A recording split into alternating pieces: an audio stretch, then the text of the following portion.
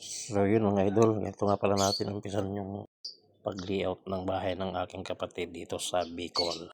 So yun kaya na nga pala natin yung paikot para malatagan na natin silang mga bakal na runner at para sa parilya. Tapos magposte na rin ako dyan. Tapos bubuhusan muna natin yung puting. Pagkatapos natin magbuhos, lalatagan ko na rin ng mga hollow blocks yung paikot. Kalahati pa lang ito ng bahay mga lods.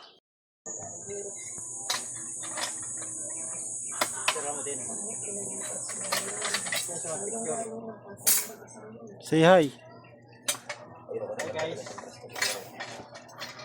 Hi mga idol. Gawa tayo ng alilyo.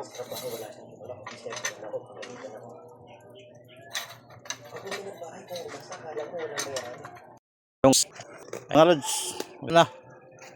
Buhusan na natin yung poste.